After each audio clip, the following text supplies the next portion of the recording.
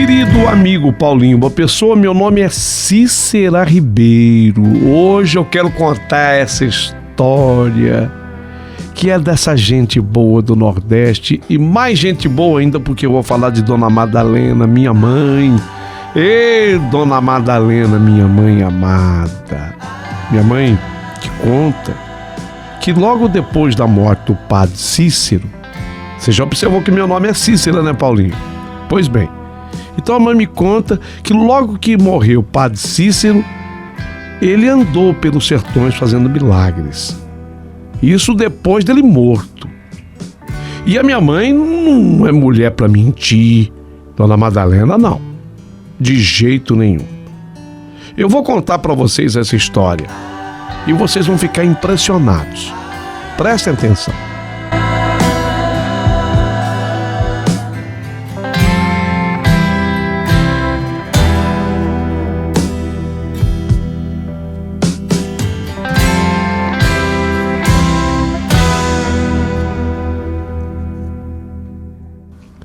A minha mãe, Dona Madalena, ela era a filha mais velha de meus avós.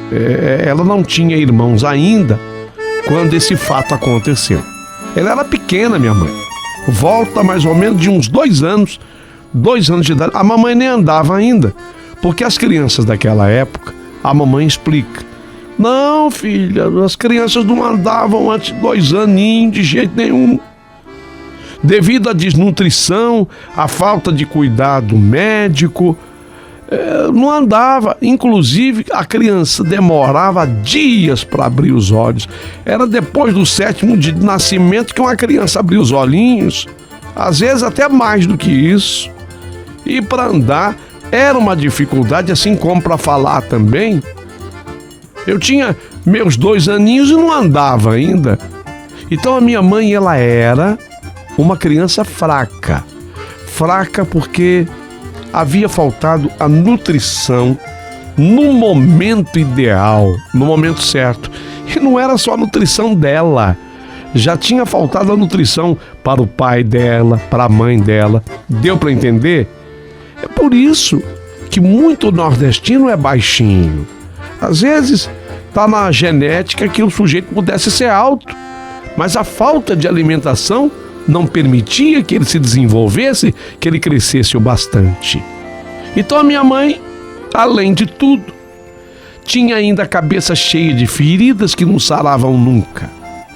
Numa manhã, enquanto ela estava em casa com os pais e com a sua avó materna, cuja casa era uma das mais simples daquele vilarejo, pertinho da roça, de repente chegou um homem montado a cavalo. Chegou um cavaleiro se aproximando. Segundo mamãe, era um homem alto, bonito. O homem veio vestido de terno cinza, veio bem barbeado, cabelo bem cortado, bem penteado. O homem pediu para entrar na casa, descansar e tomar uma caneca d'água antes dele continuar a cavalgada, porque o sol era inclemente no céu, aquele sol nordestino. Naquele tempo, isso era algo corriqueiro de acontecer. Mamãe explica. Viajantes paravam assim nas casas, pedindo água, um pouquinho de descanso. A depender da hora, eles pediam até para pousar a dormir na casa. Pediam até pouso. Assim, os meus avós, os pais de mamãe, Dona Teresa era o nome da minha avó, Seu Sebastião, o nome do meu avô, deixaram o homem entrar na sua humilde casa, serviram para ele a água fresca e pegaram uma moringa. Diz que a moringa era a geladeira daquela época. E ficaram a observar com seus olhos curiosos o fino cavaleiro. O homem era fino, viu? Bem vestido, como dizia vovô, bem trajado. O homem tá parecendo um doutor. Será que é doutor? Eis que o homem sentou-se num banco, assim, no canto da casa, e de maneira educada ele falou: Olha, muito obrigado pela água, viu? Muito agradecido. Não tem de quê, respondeu o meu avô Tião. E de repente, sem mais nem menos, sem que ninguém tivesse dito nada ao homem, o homem perguntou para o meu avô: mas por que o senhor está brigando com a sua esposa? Meu avô levou um susto, minha avó também, minha mãe, as pessoas que estavam ali presentes. A surpresa foi tanto que causou em meu avô um olhar estatelado. Como é que aquele homem estranho poderia saber das brigas daquele casal? Eles estavam brigando mesmo. Antes que meu avô pudesse responder, o cavaleiro bem vestido continuou: olha, o senhor deve aprender a ser mais gentil e tolerante com a vossa esposa. O senhor é um homem bom, o senhor é um homem muito bom, mas às vezes se descontrola, perde a cabeça. Procure ser uma pessoa mais sensata daqui para frente. Meu Deus do céu, quem era aquele homem? E aí, levou a caneca d'água à boca mais uma vez, sorvendo um sonoro gole. Diante do silêncio que foi instalado, o estranho voltou-se para minha avó, Dona Teresa, que a essas alturas ela segurava o próprio avental já trêmula. A minha avó estava assustada. E aí o homem olhou para minha avó e falou: e quanto a você, minha jovem senhora, por que cortaste o seu cabelo quando sabes muito bem que isso iria contra a vontade do vosso marido? Ele queria que a senhora permanecesse com aquele cabelo até a cintura. A senhora foi cortar o cabelo, a senhora sabia disso. Se já estavam todos assustados. Diante dessa conversa, dessa colocação feita pelo homem agora, ficaram todos mais assustados ainda. A Dona Teresa, a minha avó, ela tinha mesmo cortado o cabelo uma semana antes, e aquilo havia gerado brigas violentas entre ela e meu avô. A minha avó arregalou assim os olhos ainda mais e não falou nada em resposta. O estranho então se levantou, saiu para fora da casa, deixando para trás aquela família assustada. A família também refletia sobre as suas palavras. Retornou em poucos minutos e, para surpresa ainda maior de todos, seu terno cinza tinha mudado de cor. Agora ele estava vestindo um terno bege. Mas não é possível, ele saiu, o terno era cinza. Agora que ele voltou, o terno é bege. Seu Sebastião e Dona Teresa, meus avós, se arrepiaram de medo, alimentando pensamentos de assombração ou, sei lá, qualquer coisa que fosse parecida. A minha bisavó, de nome Eustáquia, que era mãe, portanto, da Teresa, a mãe de minha mãe, né? A Dona Eustáquia, que estava sentada num cantinho mais afastado, cuidando do nenê que choramingava, a Dona Eustáquia levantou-se devagar, se aproximou do visitante do homem e, com todo respeito, falou. Ela era mais velha e ela, com todo respeito, falou: moço, eu tenho uma venda e vendo nela bebidas e bananas. Eu vou até lá, pode buscar uma pinga para o senhor. Não carece, minha senhora, não carece, interrompeu o estranho. Eu não bebo, mas venda a sua pinga e junte o seu dinheiro para comprar o cobertor para suas filhas. Porque apesar de estarmos no Nordeste, esse ano o inverno por aqui promete, vai fazer frio. Minha bisa, Dona Eustáquia, mais Teresa, minha avó, e Tião, o meu avô, agora se espantaram ainda mais. Como é que aquele estranho poderia saber que a minha bisa, Dona Eustáquia, estava economizando dinheiro para comprar cobertores para suas 7 filhas. Meu Deus do céu! Como é que ele sabia? Naquele momento chegou uma vizinha delas, Dona Áurea, Dona Áurea, que passando por ali ficou curiosa ao ver aquele estranho cavalo. O cavalo era bonito, cavalo alto, esguio, cabeça erguida, aquele cavalo bonito, bem arreado, bem cuidado. Diz que o pelo do cavalo chegava a brilhar. O cavalo estava à porta da casa dos meus avós. Então Dona Áurea veio e foi entrando e carregando consigo seu filho no colo, que chorava baixinho e dizendo: oi, bom dia, gente. Se achegue, Dona Áurea, respondeu minha avó, Dona Teresa. E aí ela apresentou: esse viajante está aqui em casa de passagem, Dona Áurea. O estranho cavaleiro olhou bem para a recém-chegada e o filho que estava em seu colo e perguntou: o que é que tem o menino? Não sei não, senhor, moço. O menino só chora. É doentinho esse menino. E o homem então respondeu: Não, seu filho não está doente, minha jovem. Pare de amamentar o seu filho, porque você está grávida e o seu leite incomoda o menino. Pega os intestinos dele, causando-lhe grande cólica. Dizendo isso, o homem estranho voltou a se sentar no banco e Dona Áurea regalou os olhos surpresa. Eu grávida? Uai, mas quem foi que disse? E o homem estranho então respondeu para ela: sim, senhora, está.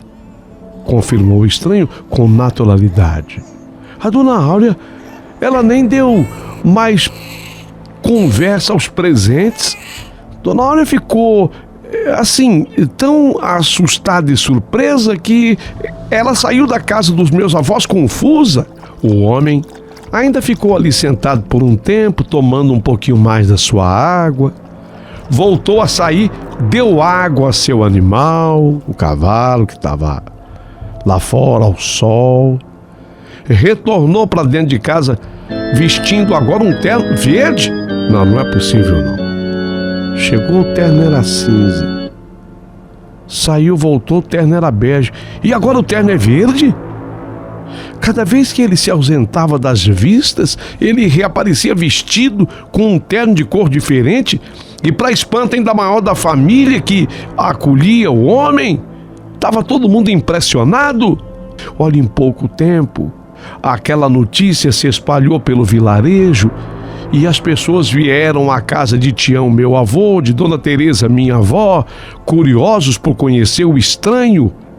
E adivinhou a gravidez de Dona Áurea? Ele tinha adivinhado, estava certo, e ela mesmo, estava grávida. De fato estava grávida, nem ela sabia, e ele já sabia. E algumas pessoas traziam crianças doentes ao colo, e ele não negava assistência nenhuma, diagnosticando a doença só de olhar para a criança e aconselhando o medicamento ou o tratamento correto a ser feito. Eu só sei dizer que em poucas horas o estranho atendeu dezenas de pessoas, de forma informal e rápida, adivinhando seus problemas e determinando a solução. Foi quando chegou uma senhora trazendo um homem pelo braço e foi logo dizendo: "Ô, meu bom homem, esse aqui é seu Januário, ele é meu vizinho. Sua esposa acabou de dar à luz e passa muito mal. Seu Januário, porém, tem uma fisionomia assim desconfiada, sabe?" E aí o estranho perguntou a seu Januário: "O que tem a sua mulher, homem?" E ele respondeu: "Ela está muito fraca. Posso ir lá até a sua casa?" Não, não vai, interrompeu o seu Januário. "Eu não quero nenhum homem estranho na minha casa, não, por favor." O cavaleiro então virou-se, deu-lhe as costas e sentenciou: "Pois que seja. Então preferes tu enterrar vossa mulher daqui 3 dias? É isso?" Seu Januário, ele não deu importância e com a fisionomia determinada, saiu e foi-se embora, proferindo maldições contra o homem e até xingando. Ah, sujeito que vem não sei da onde, estranho. O estranho cavaleiro estava agora vestido de azul. O terno agora era azul naquele momento. Quando, voltando-se para o bebê de minha avó, Teresa perguntou: e o que tem o seu bebê? Aí a minha avó disse: era minha mãe, com seus 2 aninhos, um pouquinho mais. Tem ferida na cabeça, ferida que não se fecha, não se cura. Eu não sei o que acontece, não. Por que essas feridas se formaram? O estranho apenas escutou a minha avó. Saiu para fora da casa, apanhou uma bolsa que estava no cavalo e voltou, vestido em seu terno agora marrom.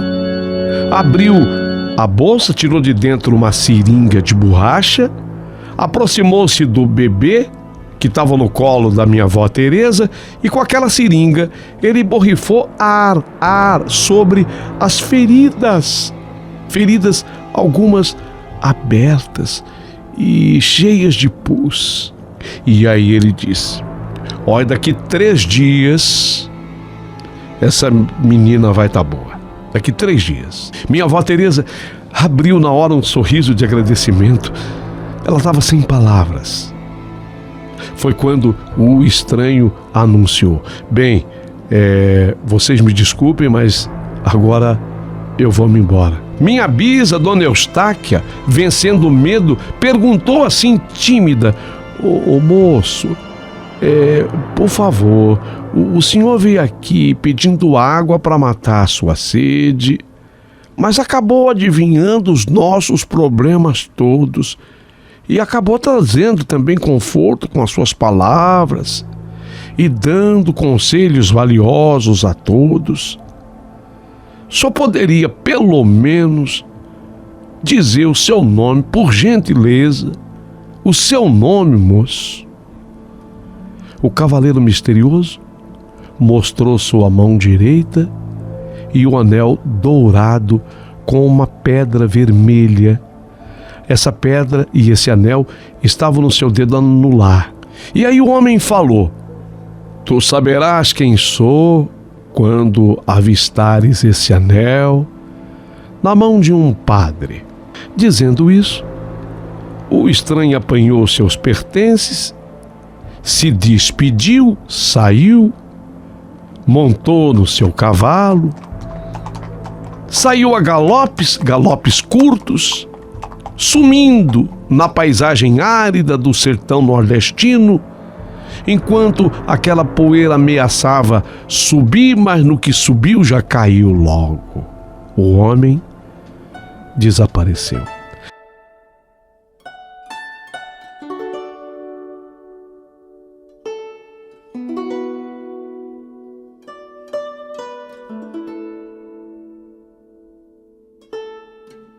Tal qual ele havia dito, da cabeça de minha amada e querida mãe Madalena. 3 dias depois, as feridas do bebê de Dona Teresa, minha avó, tinham se transformado numa casca grossa que caiu uma por uma.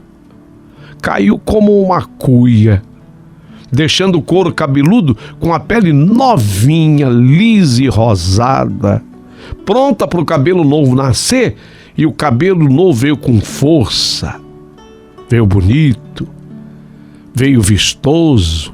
Dona Áurea, a vizinha, ela parou de amamentar o seu bebê, que se curou da doença misteriosa, cólicas intestinais, e o bebê ficou gordo, bonito, crescendo feliz, enquanto que o seu irmãozinho crescia no seu ventre, porque de fato grávida ela estava.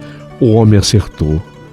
E toda a vizinhança, lamentavelmente, compareceu aos funerais de Dona Isabel, esposa de seu Januário, que 3 dias depois daquela visita veio a falecer, também tal qual havia dito o homem.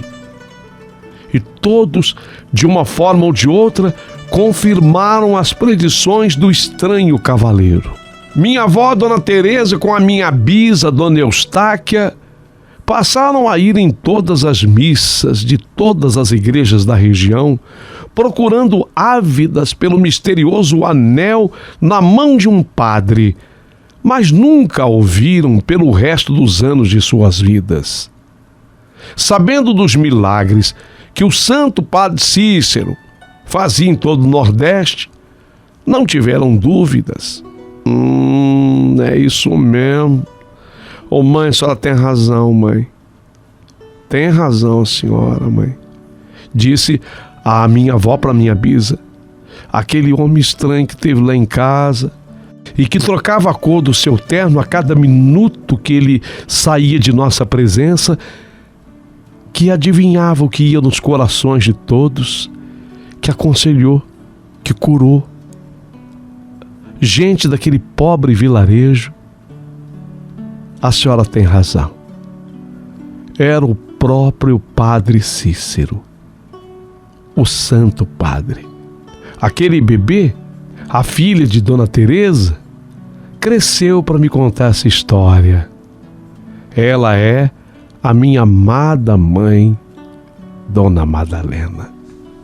A minha amada mãezinha Madalena conta hoje seus 83 anos de idade e diz que depois daquele encontro, que ela tem certeza que foi com o Padinho, Padre Cícero, ela nunca mais adoeceu. Nunca mais, né, mãe? Ficou doente. A não ser coisinha corriqueira, pois veio a pandemia e vocês acreditam que todo mundo na família pegou esse tal do vírus Covid, menos mamãe? Se bem que depois que veio a vacina, ela, como uma pessoa educada, tem fé, mas é educada, tomou suas vacinas. Pois bem, isso tudo aconteceu quando mamãe tinha 2 aninhos de idade. 2 aninhos. Era ano de 1942. 42, já faz tempo, hein? 42. Lembrando aqui que em 42 já tinha 8 anos que o Padre Cícero havia falecido, porque ele morreu a 20 de julho de 34 em Juazeiro do Norte, na região do Cariri. Ele morreu exatamente nessa época. O nome dele era Padre Cícero Romão Batista. Quando ele morreu, faleceu com 90 anos de idade em decorrência de complicações da saúde. O físico do homem que apareceu na casa da minha avó nada tinha a ver com o Padre Cícero.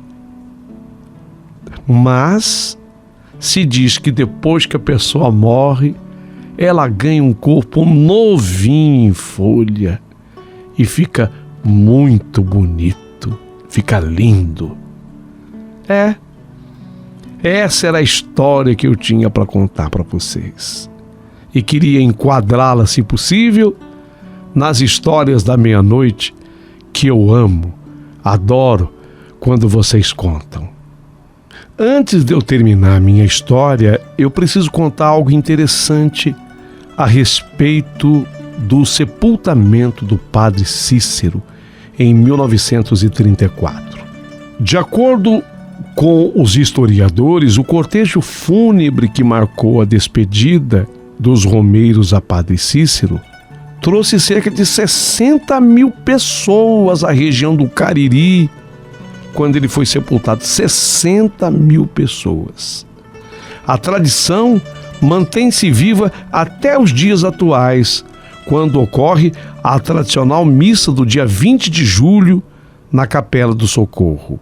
O que disse um historiador: quando se espalhou a notícia que o Padre Cícero tinha morrido, Juazeiro chegou a registrar a presença de mais de 60 mil pessoas. Então foi uma data que, desde o ocorrido, já houve uma concentração muito grande de romeiros que se repetiu pelos anos que se seguiram. E uma outra particularidade que eu acho muito interessante e faço questão de colocar nessa história é que no sepultamento, no velório do padre Cícero, foram utilizados 2 caixões durante o cortejo. E por que isso? É que Juazeiro do Norte, na época, não contava com um sistema funerário adequado para um velório de longa duração. Então o primeiro caixão não comportou o corpo dele após algumas horas do falecimento, porque o corpo dele inchou devido à retenção de líquido. Por conta disso, foi necessário a utilização de uma nova urna mortuária e, portanto, os caixões tiveram que ser trocados. O caixão de Padre Cícero ficou exposto na janela do casarão da Rua São José, a última residência oficial do sacerdote, onde até hoje, funciona ali o Museu do Padre Cícero. O objetivo era que milhares de devotos que estavam em Juazeiro pudessem prestar sua despedida. Após o encerramento do velório, a missa de corpo presente aconteceu na Igreja Matriz de Juazeiro do Norte, que fica a 400 metros de distância dessa residência. Só que era tão pertinho, 400 metros, mas demorou uma hora para percorrer 400 metros devido à multidão que se aglomerava nas ruas. Não houve um grupo de carregadores para levar o caixão do Padre Cícero, porque a urna foi passando de mão em mão pelo alto. Foi um momento de muita emoção. E a minha mãezinha, Dona Madalena, com 83 anos, ela ainda chora. Chora quando ela se lembra. Eu era um bebezinho, minha filha. Eu nem andava porque eu era muito fraquinha, com 2 aninhos. E o Padre Cícero, 8 anos após sua morte, foi me visitar. São histórias que precisam ser contadas.